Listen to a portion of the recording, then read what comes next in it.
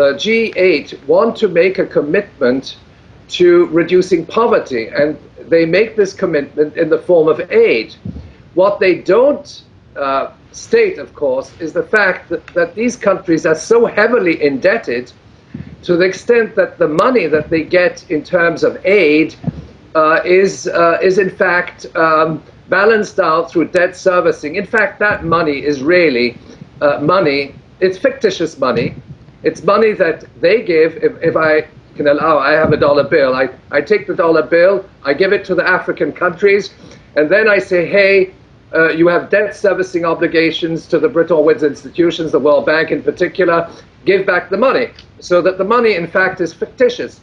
They promise aid money, and then they collect as debtor, as members of the Paris Club, as commercial lenders, and so on and so forth, that these rich countries are creditor nations in relation to Africa and the Caribbean. In the United States of America, the causes of the deficit are very clear.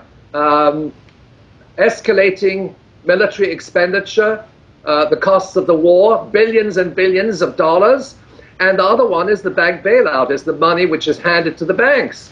And then, of course, there's no money left over for other categories of expenditure, such as health, education, transportation, and so on. So then they say we have to cut the deficit, which means essentially cut all other categories of expenditure except military expenditure and except money which might be in support of the banks or Wall Street and so on. So there you are. Now, the thing is that from an economic standpoint, given the structure of public expenditure, it does not make sense to reduce the deficit and then expect that this is going to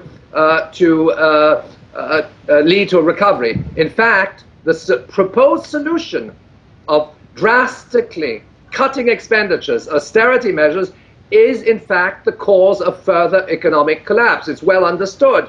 You cut the expenditures for social services.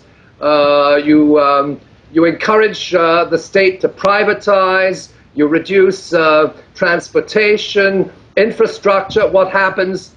There's a collapse in employment. There's a collapse in consumer spending. And if you apply this worldwide, which is the underlying assumption in the G8 agenda and in the G20, what you're going to get is simply further collapse, further recession. And I, for one, believe that this crisis has not yet reached its climax. And the measures which are being proposed are measures which exacerbate rather than resolve the crisis.